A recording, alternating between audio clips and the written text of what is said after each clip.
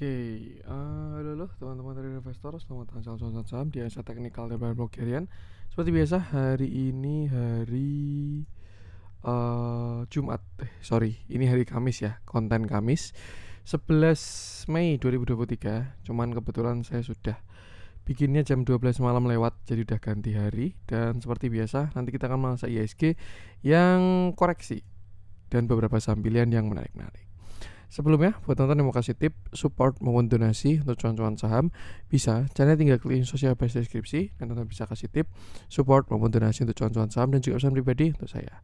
Terus buat teman-teman yang bertanya kesalahan, silahkan sampaikan aja, bisa via Instagram maupun komen YouTube. Dan insya Allah setiap pertanyaan teman-teman masih akan jawab kok sudah ada waktu. Lanjut, jangan lupa support terus channel saham dengan cara like, comment, share, dan subscribe karena support mana itu gratis, tapi sangat berarti buat konten kreator seperti saya ini. Jangan lupa juga nyalakan notifikasinya karena konten setiap hari di channel saham Senin sampai Jumat, dan Sabtu dan Minggu konten spesial. Oke, kita langsung masuk ke transaksi, di mana transaksi juga cukup ramai, 10,9 triliun dengan pergerakan asing hari ini masih net sell total 907 miliar. Dominan di pasar reguler 570 miliar, di pasar nego 337 miliar. Market US maupun Europe dan juga Asia pun juga dominan merah hari ini karena ada data rilis dari US malam ya, kalau nggak salah inflasi, dan saya nggak bahas terlalu banyak di sana.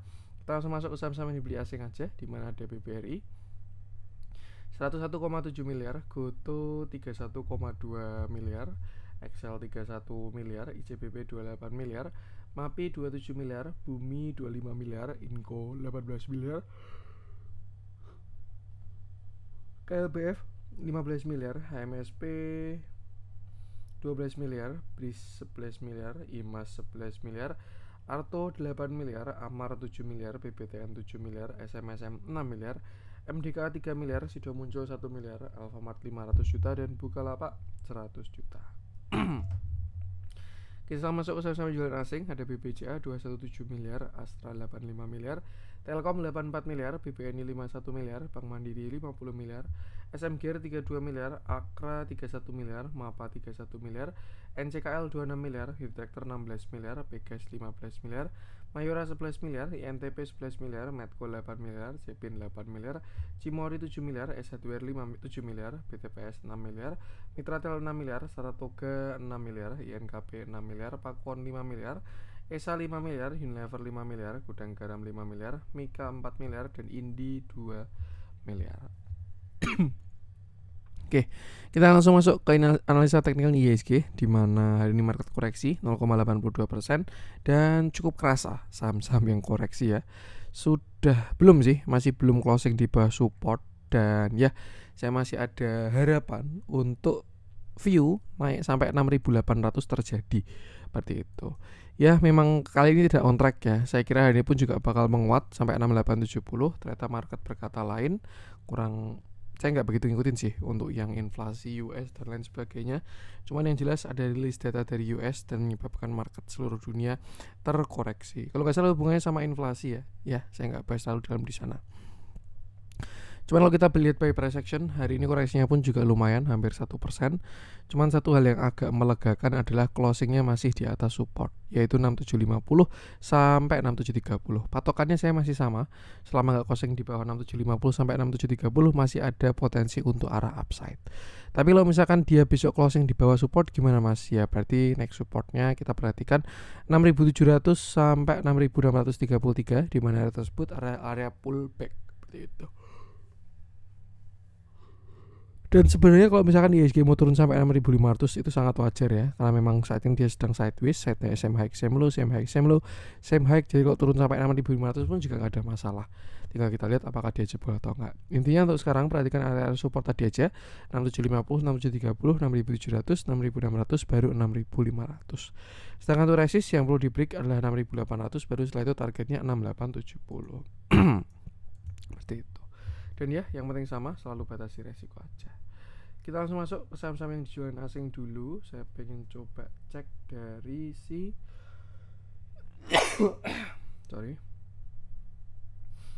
MAPA kurang liquid ya, nggak perlu saya bahas dulu. Saya pengen bahas Mayora aja, yang hari ini berhasil menguat. Oke, hari ini Mayora naik, dia naik 2,6%, candlenya solid, volumenya pun juga sangat bagus. walaupun cukup ada shadow yang cukup besar ya. Terakhir sebelum kita ke view kecil, kita ke view besar dulu, di mana Mayora ini dia konsolidasi symmetrical triangle sejak tahun 2018. 1, 2, 3, 4 ya. Kemarin juga saya kira bakal turun sekali lagi, tapi ternyata tidak. Dia bertahan di udara dan sekarang bahkan sudah berhasil breakout dari symmetrical triangle-nya. Cuman memang untuk konfirmasi dari symmetrical triangle adalah kalau dia berhasil breakout 3000 ya. Karena ini adalah break high-nya. Kalau dia breakout high, maka dia akan membuat sebuah structure higher high pada structure yang lebih besar seperti itu. Nah, untuk view saat ini kita bisa menggunakan beberapa view ya. Dimana yang pertama itu adalah kita bisa pakai uptrend channel yang sudah mulai melemah juga seperti ini. Nah, ini satu. Yang sebelumnya slope-nya seperti ini, dia mulai melandai. Tuh, itu yang pertama. Untuk yang kedua kita juga bisa bikin pattern continuation. Ini lebih ke flag, bisa broadening pun juga bisa ya. Nih. Tapi kalau kita lihat cenderung ke same high same low, jadi lebih ke arah pattern konsolidasi aja sih seperti itu. Dan ya kalau sideways tinggal perhatikan high sama low-nya aja. Selama Mayora nggak closing di bawah 2500 itu nggak jelek, dan selama Mayora belum breakout 2800 pun juga masih perlu konfirmasi seperti itu.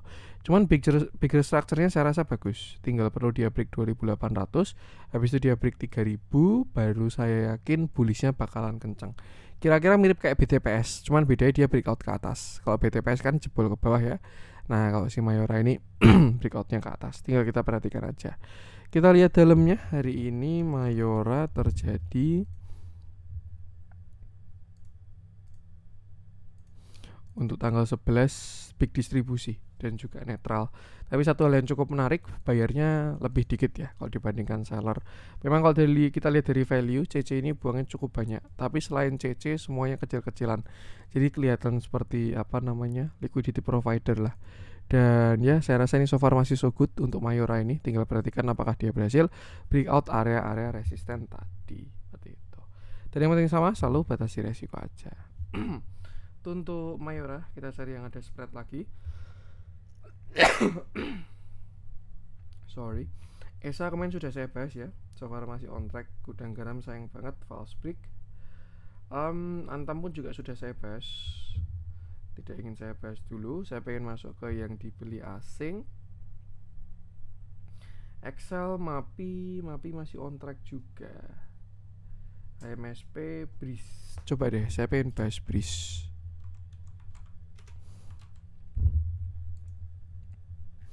Kita lihat potensinya. Oke, hari ini BRIS melemah, dia turun 2,23%.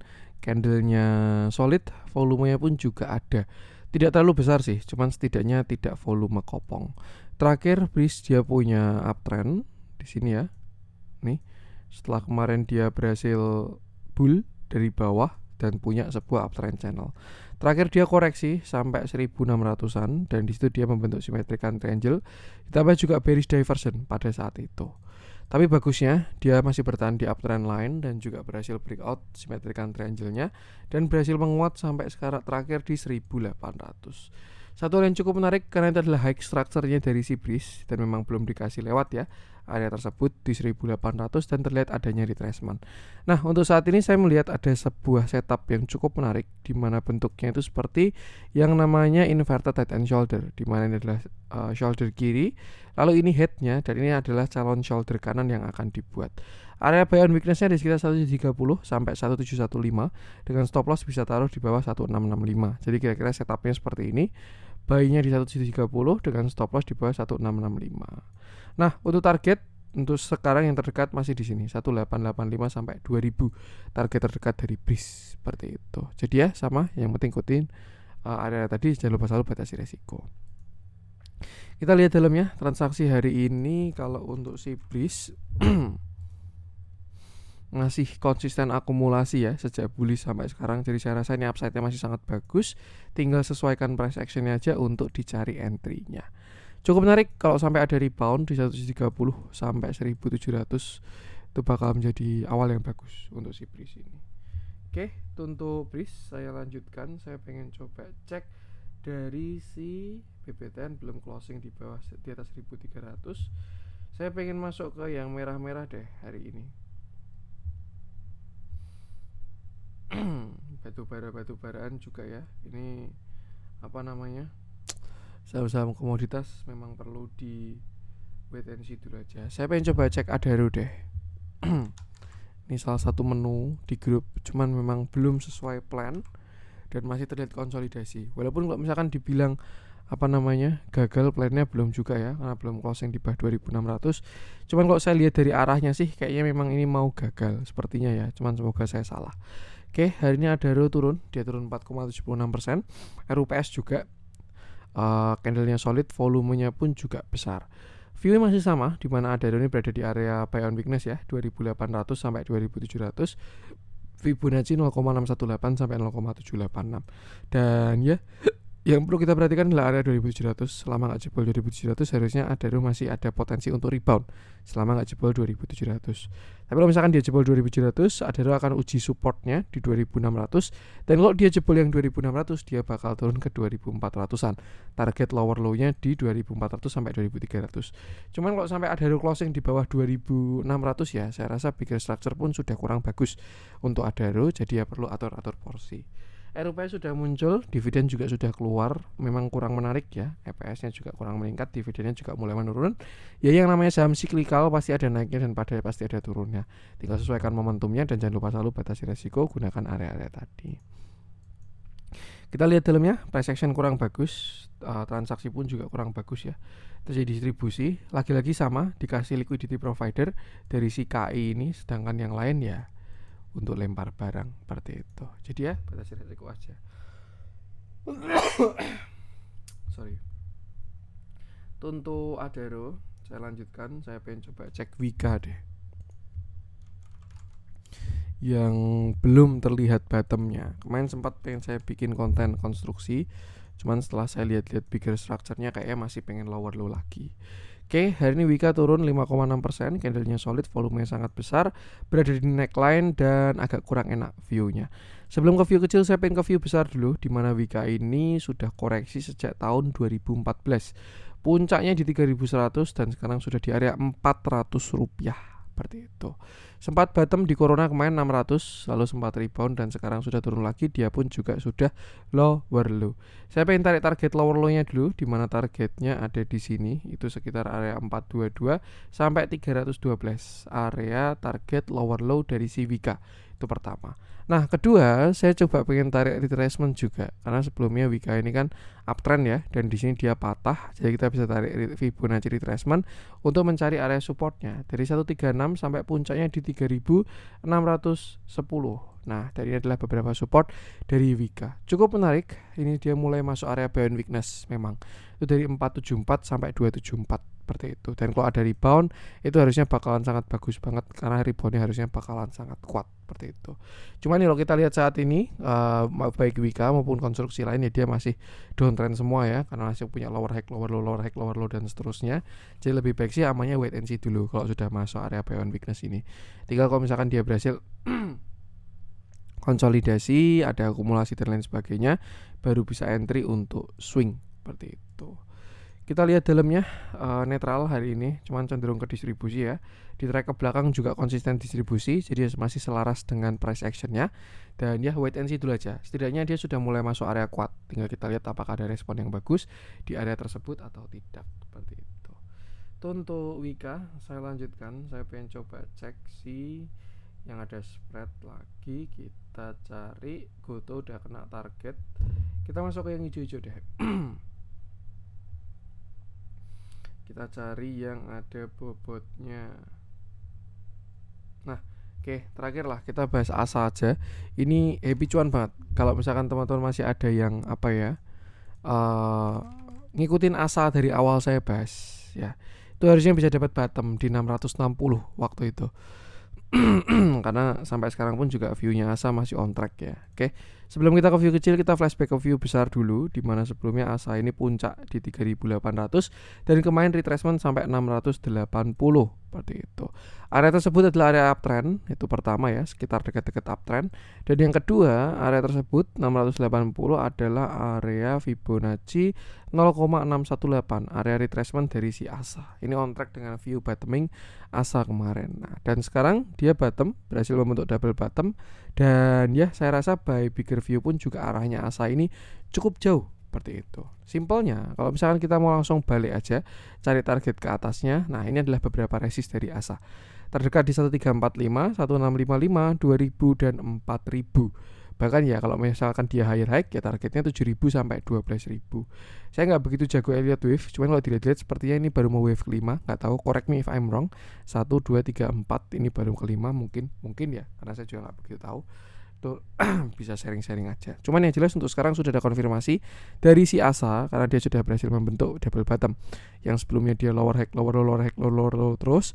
Nah, dia mulai berhenti membuat lower low, same low, dan juga sudah mulai higher high. Artinya struktur sudah uptrend. Nah, terbentuk double bottom dari si ASA ini, dan ya kalau kita lihat pas juga sesuai dengan Fibonacci targetnya. Jadi untuk sekarang saya rasa ya kita bisa gunakan Fibo ini untuk resist dari si ASA.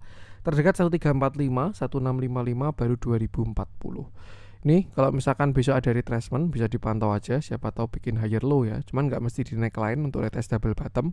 Bisa aja dia bikin higher low di sini baru higher high, gitu pun juga bisa juga. Yang jelas untuk sekarang ASA, kalau misalkan tonton nyangkut di atas ya, bisa mulai atur-atur porsi untuk exit di ASA. Karena saya rasa upside-nya sudah bagus. Kalau punya barang bawah, kondisi floating profit tinggal jaga TS aja karena sudah ada konfirmasi untuk bullish. Tinggal perhatikan resist ini 1345, 1655, 2040, 2760 dan 4030. Kita lihat dalamnya, yang sebelumnya juga distribusi akut mulai ada yang nampungin setelah distribusinya selesai ya, walaupun belum signifikan, ditambah juga dengan asingnya yang juga sudah mulai ada tarikan ya. Ikuti price action aja, so far buyer masih kuat, tinggal gunakan area tadi. Oke, ini dulu untuk konten hari ini. Mohon maaf kalau uploadnya mungkin nanti agak pagi ya. Semoga bermanfaat. Mohon maaf kalau ada kurang dari saya. Jangan lupa support terus channel Saham dengan cara like, comment, dan subscribe karena support konten itu gratis tapi sangat berarti buat konten kreator saya ini. Sekian dari saya dan salam cuan.